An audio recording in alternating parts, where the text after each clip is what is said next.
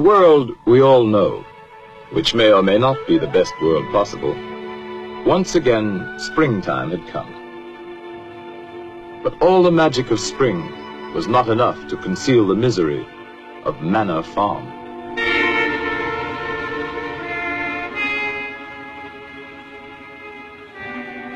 Once thriving and fruitful, the farm and its owner, Mr. Jones, had fallen on evil days.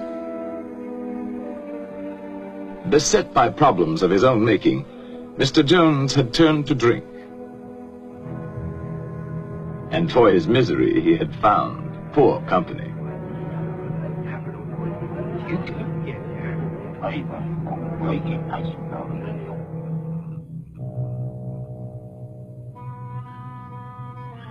On the evening our story begins, it was later than usual when Mr. Jones came home from his drinking to make his rounds.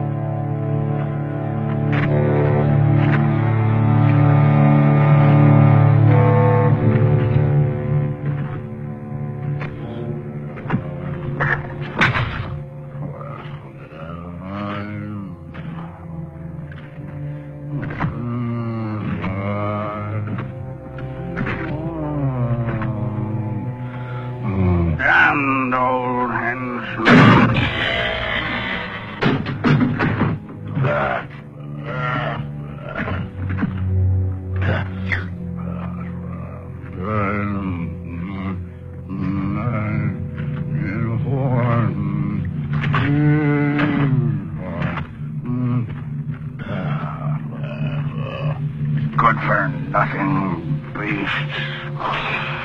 Eat their heads off.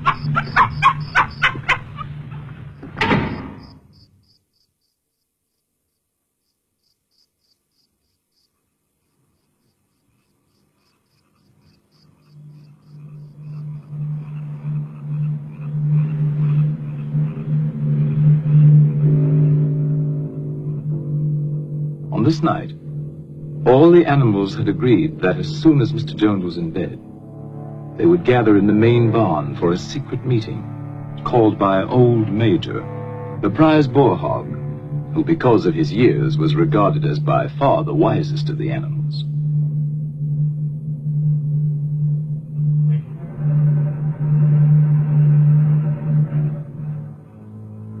The other pigs started first for the meeting, being clever and fond of taking the lead.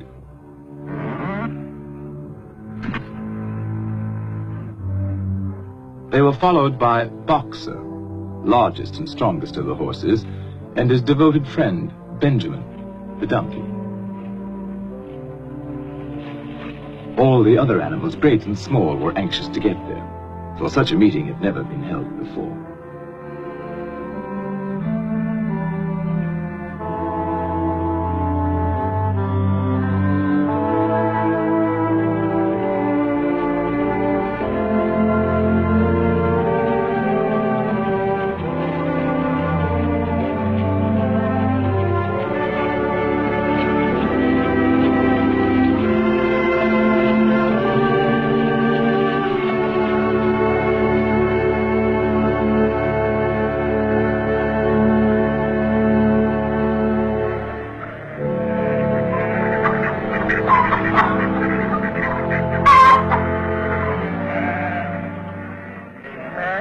Old Major had been ailing, and now he had made known there were some things he wanted to say to his fellow animals before it might be too late.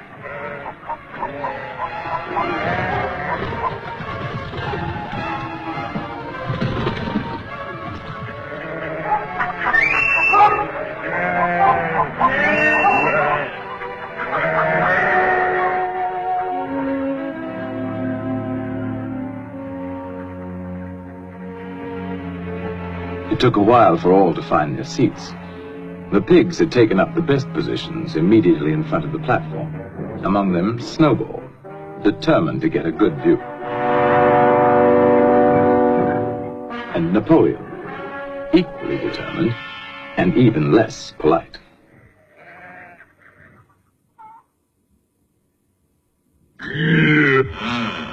What was that?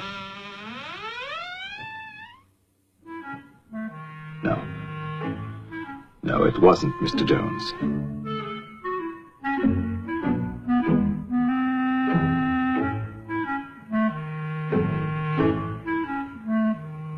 And at last, everyone could be settled to hear Old Major. My dear friends, I have lived a long life. I have had much time for thought as I lay alone in my stall. I won't be with you much longer, and before I die, there's something I want to tell you. Few of us will ever know the blessings of a peaceful old age. You, boxer, when you have given the last of your great strength, what then?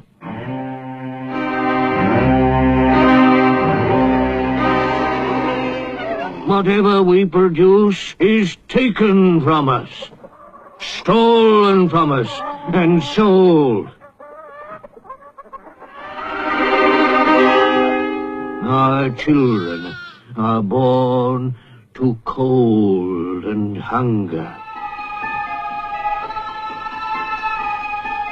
Look at them while you can. You porkers, do you know what the future holds for you?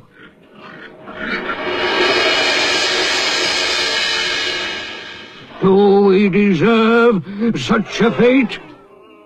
Is this farm too poor to support us all? No, comrades. The farm is rich, but we'll never get our rightful share from Farmer Jones. Overthrow this evil tyrant, and we shall be rich and free. Comrades!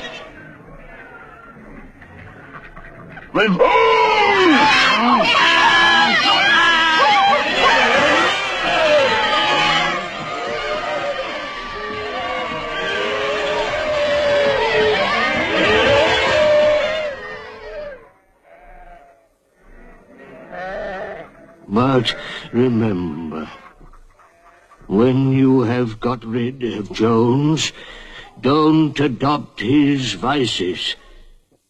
We animals are brothers, large or small, clever or simple, fur or feathers. Now and forever, all animals are equal.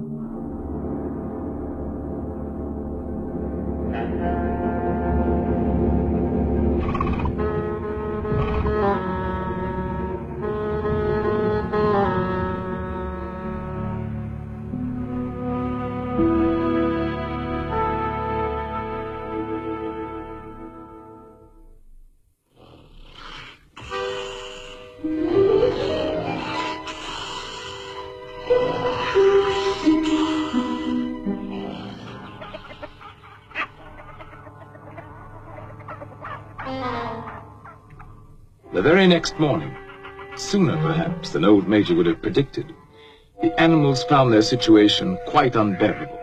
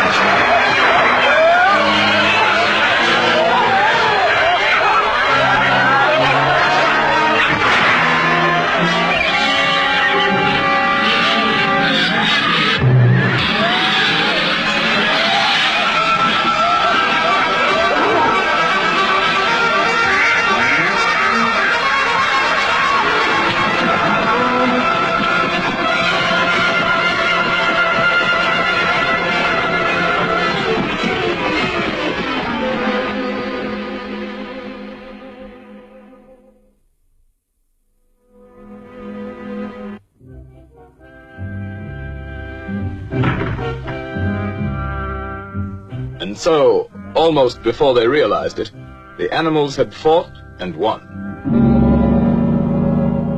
They had casualties to mourn, and those who died left children to be cared for.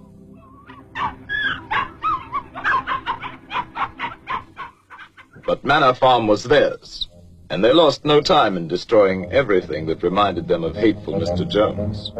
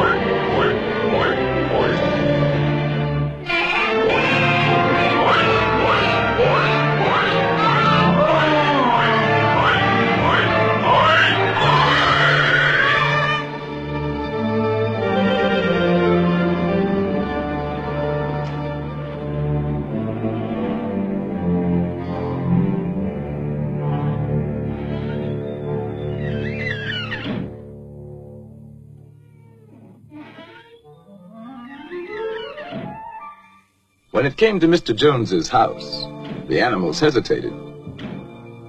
Napoleon showed the way, but Snowball took the lead in entering the place where their tyrant had lived.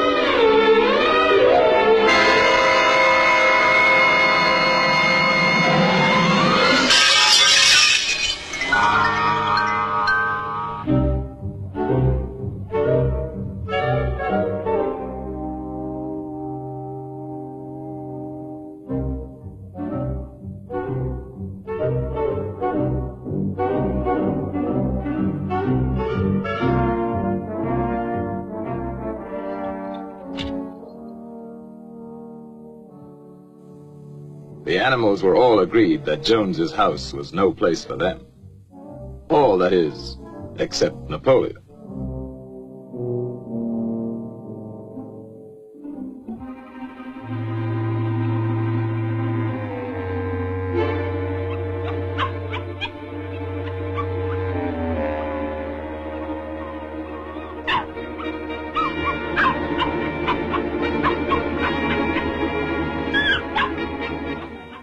Meantime, Snowball led the other animals in organizing a new society, which they now named Animal Farm.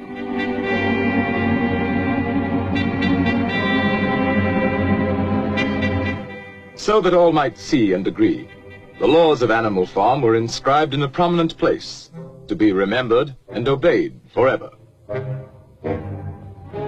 No animal shall sleep in a bed. No animal shall drink alcohol. 4 legs good, 2 legs bad. Wings count as legs.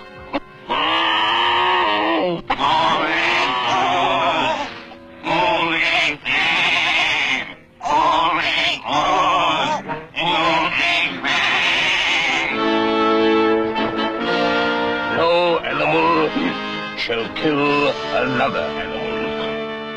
All animals are equal.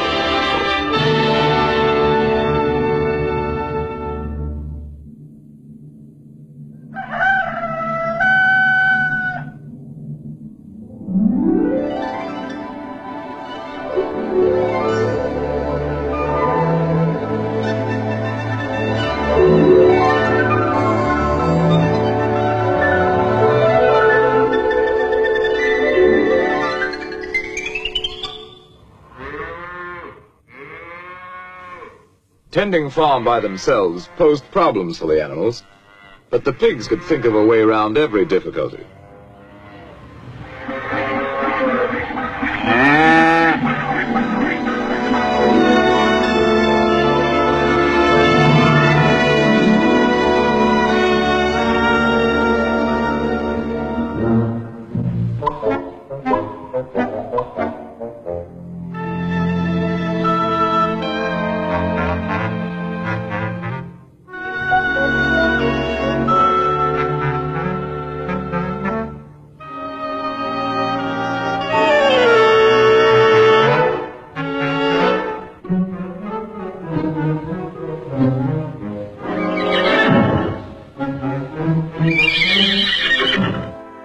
Boxer was the admiration of everybody.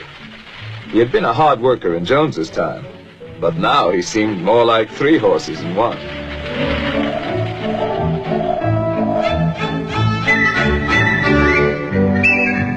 Instructed by Snowball, other animals worked out the rest for themselves, and the farm work was done like magic.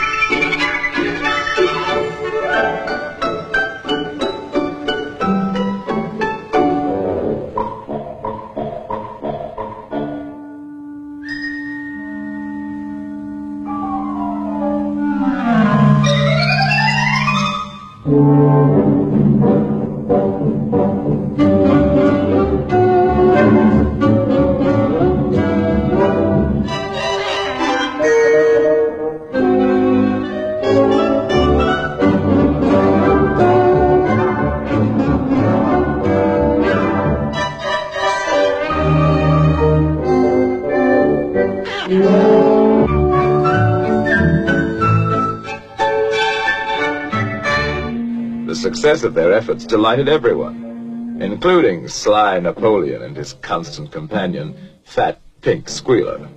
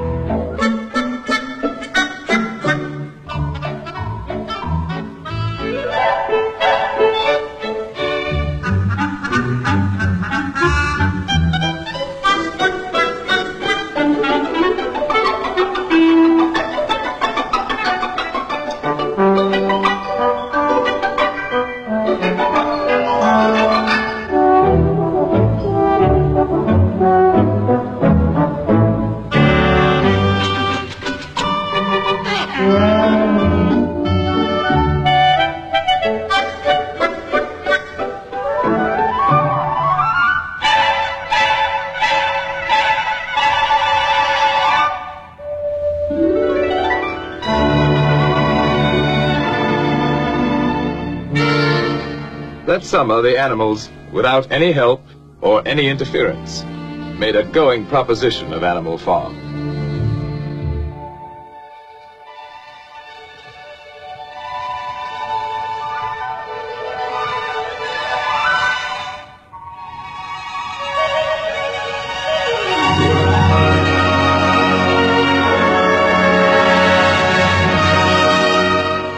The fields yielded richly, and they were cut and gleaned with diligence and devotion.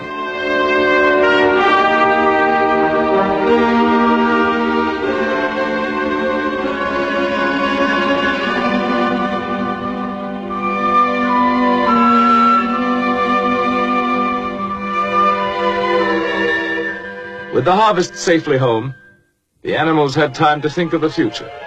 And at a meeting in the big barn, many resolutions were put forward. It was always the pigs who made the resolutions. Comrades, our first 5-month plan is a farm-wide triumph.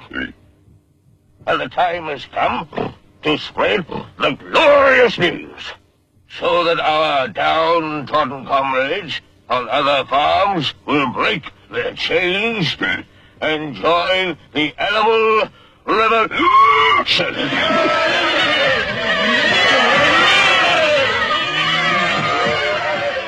Go! Tell the wonders of Animal Farm to the world!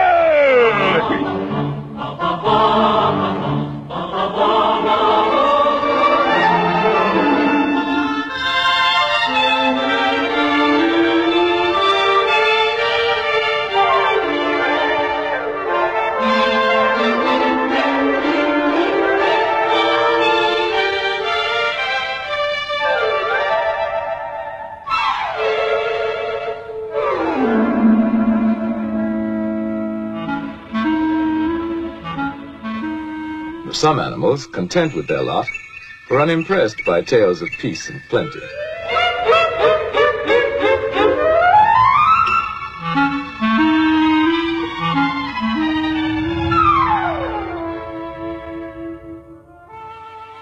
Others, happy in their own surroundings, were alarmed at the thought of any change.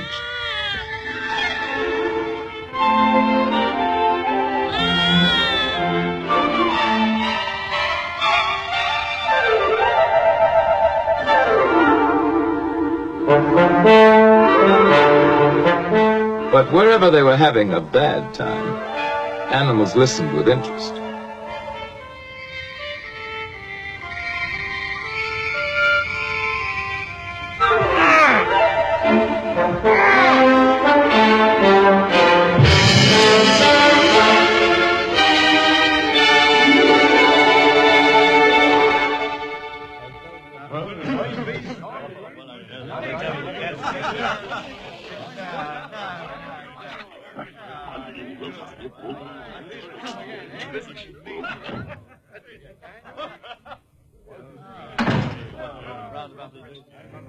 In certain quarters, the rebellious behavior of a lot of dumb animals caused indignation and much conversation. But nothing was done about it, for the drunken Mr. Jones and his cronies did not know what to do. Snowball felt that education was the animals' next necessity. Some of the animals were brighter than others, of course. B! C! D!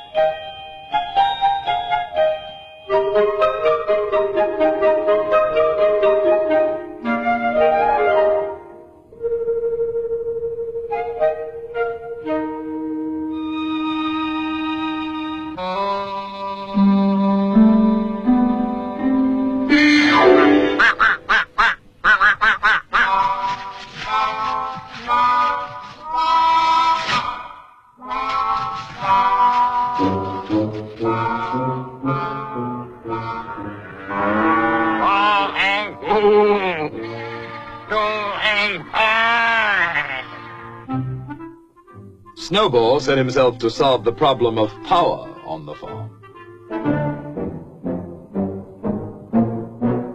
And so did Napoleon.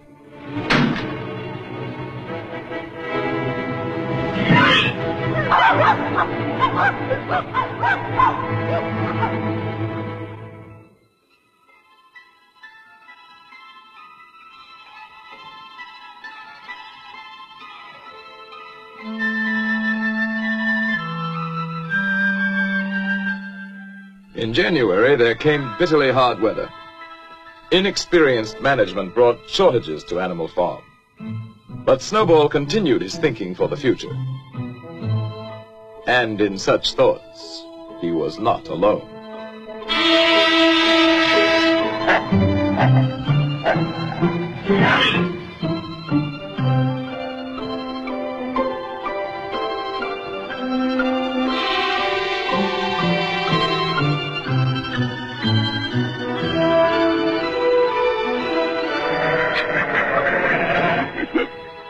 Comrades, I have prepared a new plan for Animal Farm. Here it is. All it needs is your vote. At first, we will have to work more and eat less. But my plan will bring us electricity. It will mean a warm barn in winter. A light in every stall. Sky at roost. Luxury for all. Comrades, in one short year, Animal Farm will be the finest in the world. Dreams. A vote for my plan is a vote for the life beautiful. It's a lie.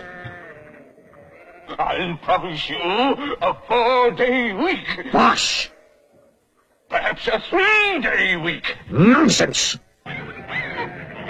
All-day week.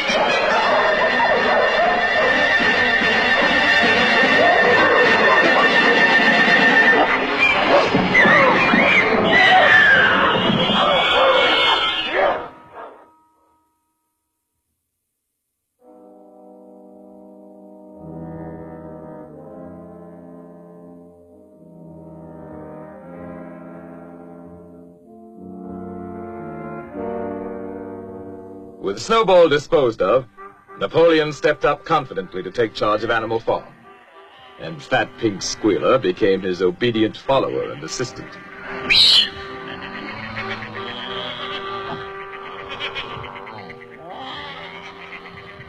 Comrades, Snowball is a traitor.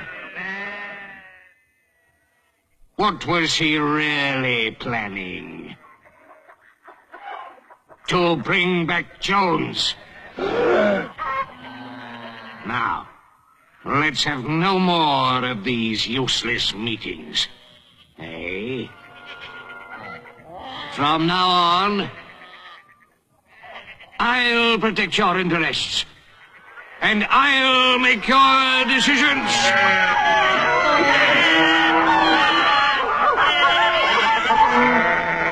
Let me show you my plan for Animal Farm.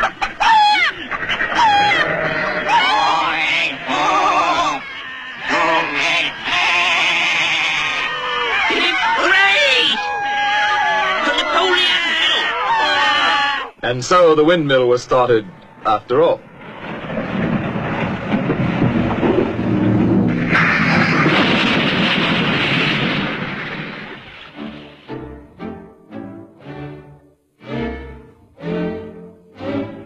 Nothing could have been achieved without Boxer, whose strength was greater than that of all the other animals put together.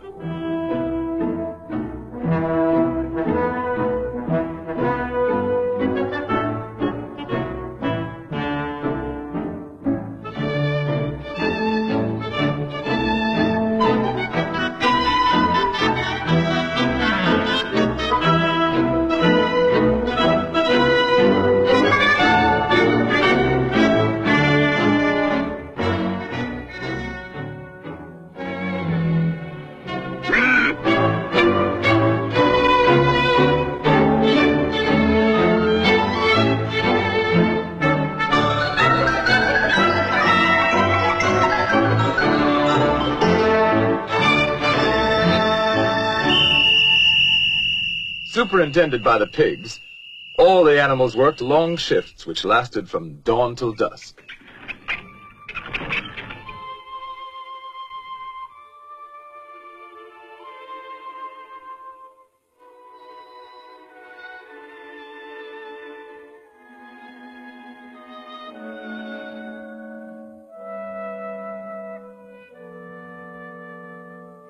Rations were shortened for the workers, but the pigs, by virtue of their brain work, were plentifully provided for.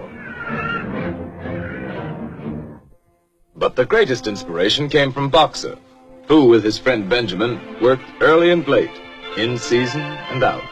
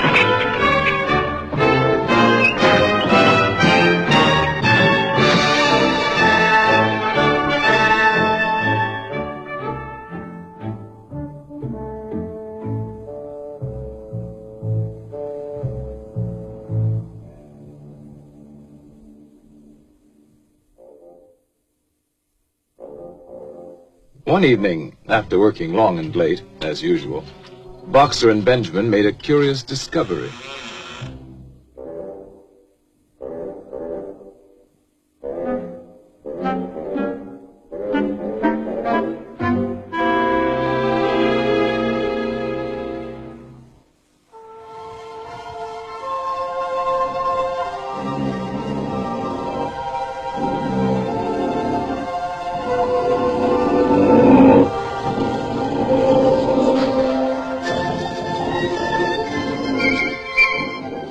Word of what now went on at night in Jones's house spread quickly through Animal Farm. Some of the animals thought they remembered a law against beds, but obviously they were mistaken.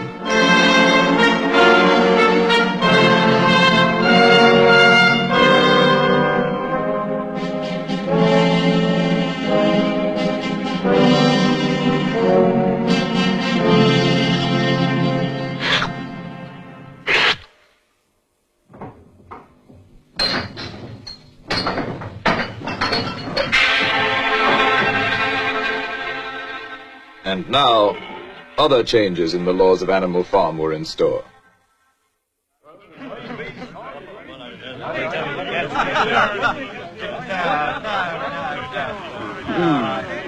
Those ungrateful beasts of yours. Cheer up. This won't last. Another winter will bring them to their knees. Anyway, where are they gonna buy the things they need? In Mr. Jones's circle, the subject of shortages at Animal Farm was a popular one. And a sharp trader named Whymper was just the sort to do something about it.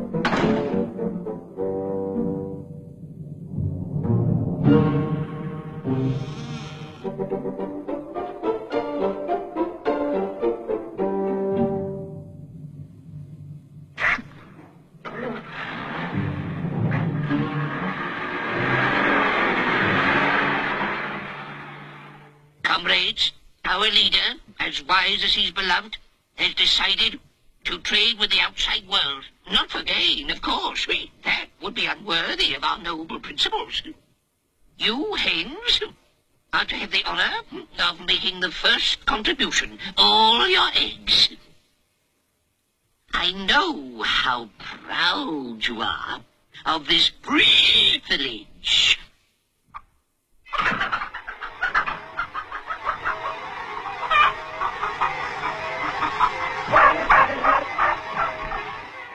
The chickens seemed to remember old Major saying that their eggs should never be taken from them.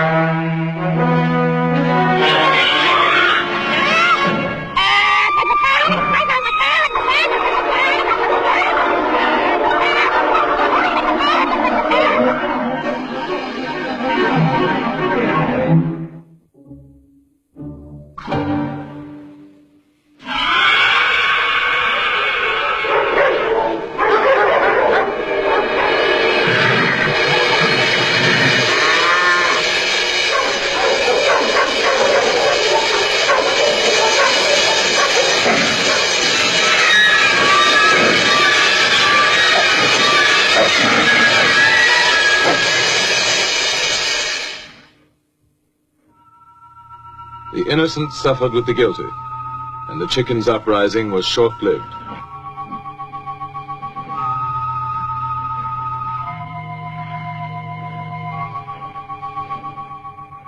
Comrades, I have made a terrible discovery. There are traitors among us. Yes, comrades.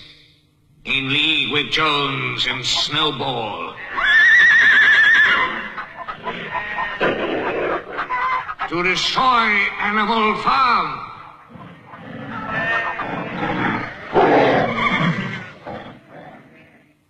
Who else is guilty? Stand up and confess!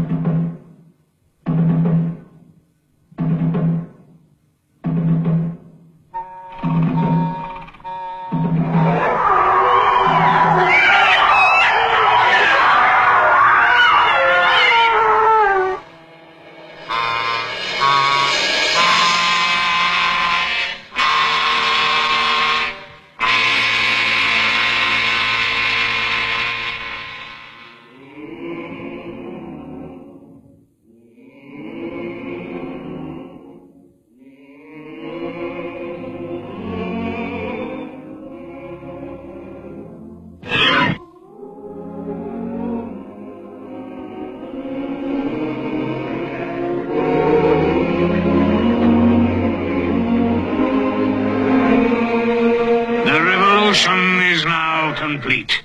We have no more use for that song.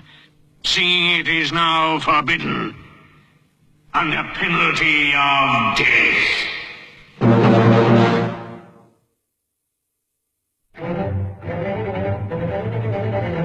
Trade between Animal Farm and the outer world now became quite brisk.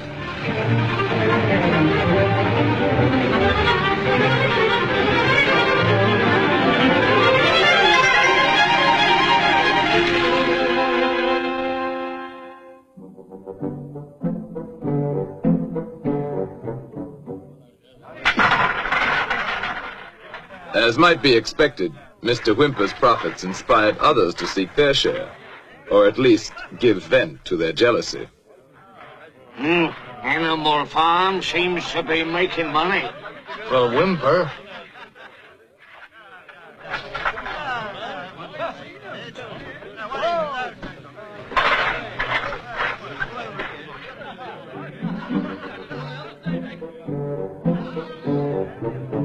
Who ever heard of animals running a farm? Have you seen a windmill? Come on, let's kick him out. Yeah, kick him out.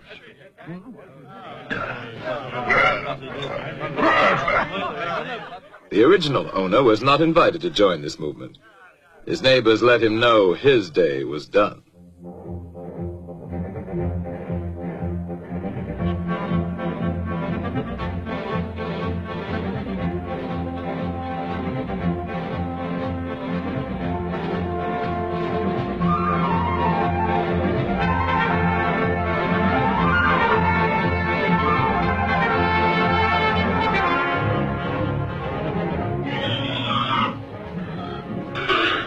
Comrades, the enemy has mobilized all his forces against us. We must save Animal Farm from the hateful enemy at all costs.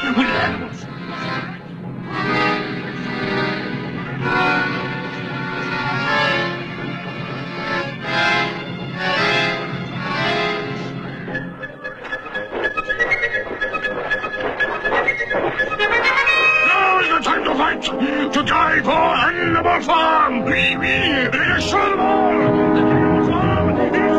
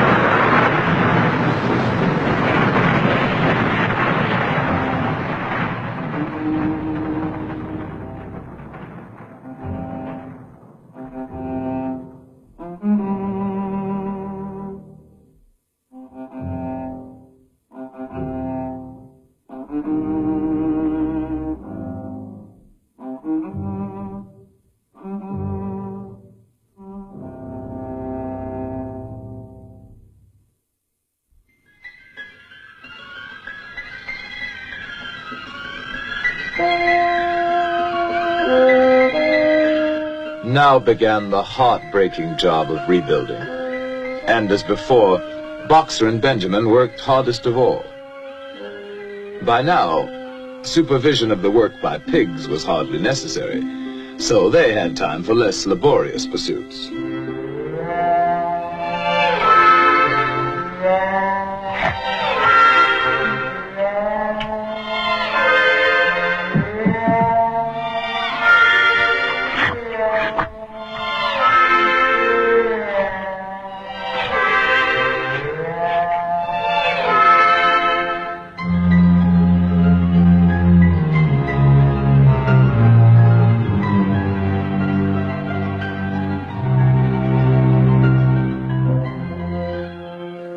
Long after the other animals left the job, Boxer and Benjamin worked on and on, giving their all, year in, year out.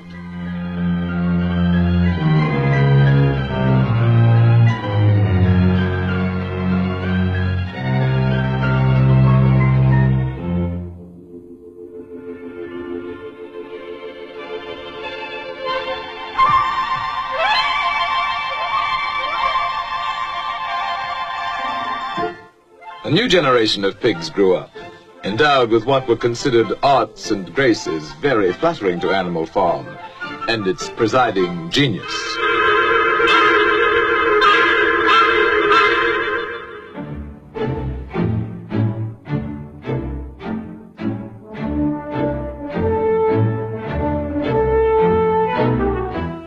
But still the windmill was not finished, and Boxer's injured foot got worse instead of better.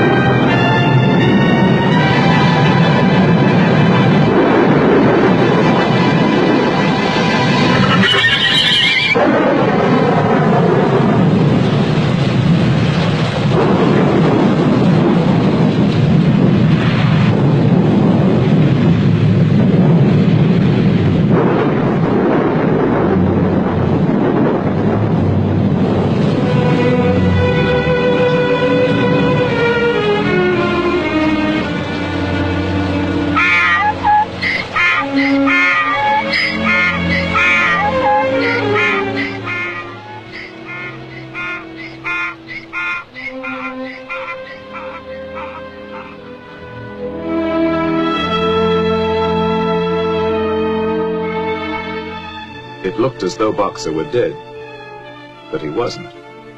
Not quite.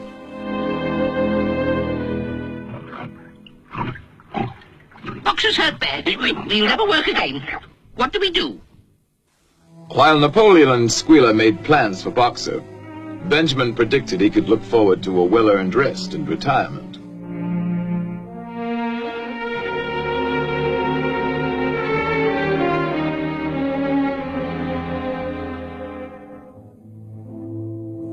Next day, the windmill work went on as usual, but now without Boxer. And during the morning, what appeared to be an ambulance arrived. Only Benjamin suspected it wasn't an ambulance.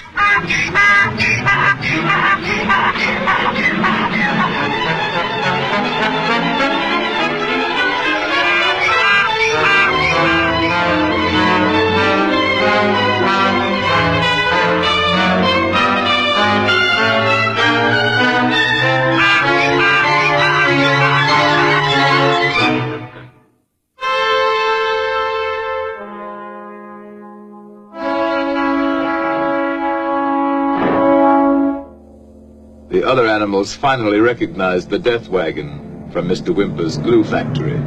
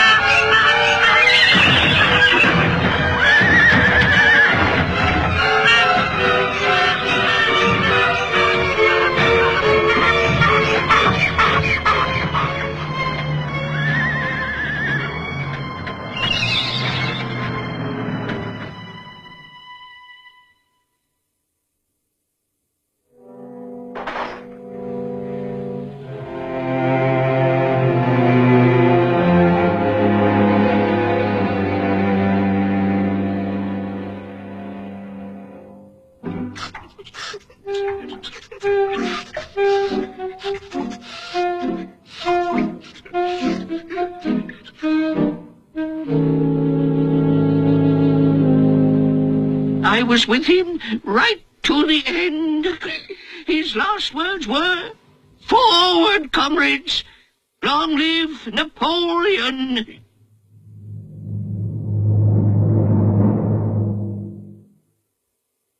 As for the wicked rumor that Boxer was sold to a glue factory, our beloved leader would never do that.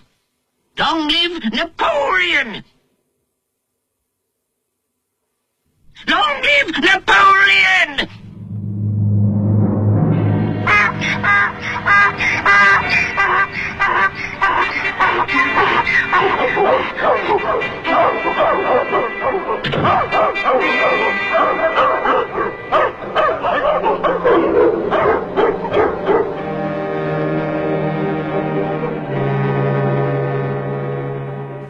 And that night, the pigs drank to Boxer's memory in the whiskey they had bought with Boxer's life.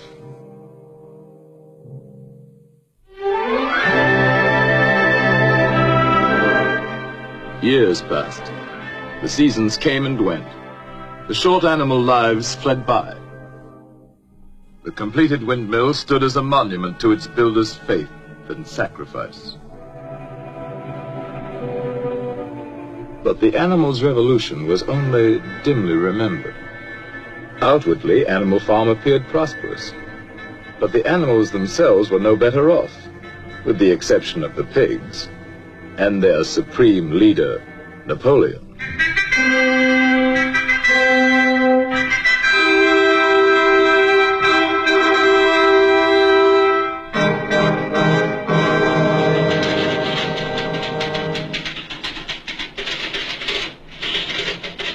His pig-run enterprise now had many of the frills of real civilization. And one fine day, pig delegates from far and wide arrived at Animal Farm to celebrate the coming of a new era.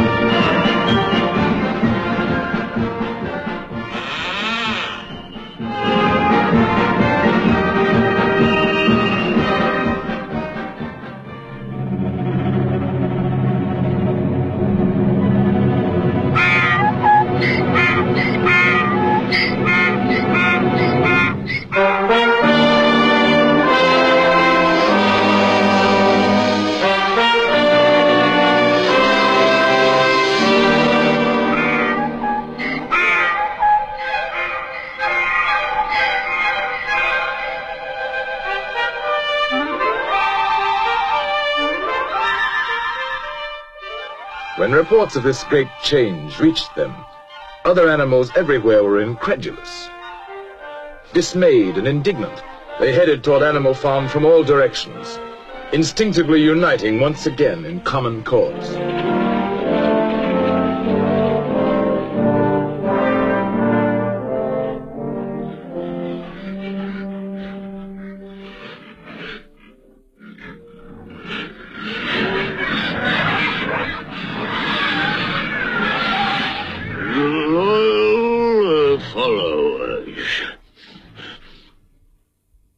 On farms owned and operated by pigs, there is order and discipline.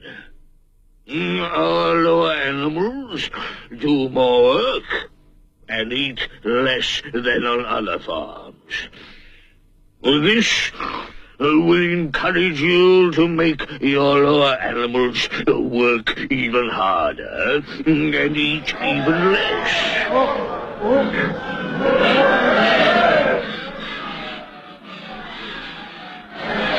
To a greater Animal Farm. To peace and plenty under pig rule.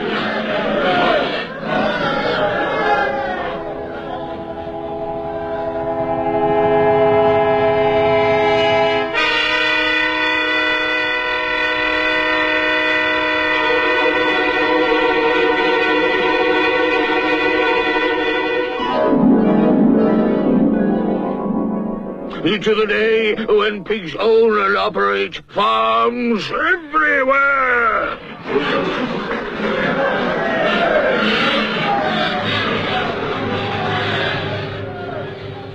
To the animals, it now seemed that their world, which may or may not someday become a happy place to live in, was worse than ever for ordinary creatures.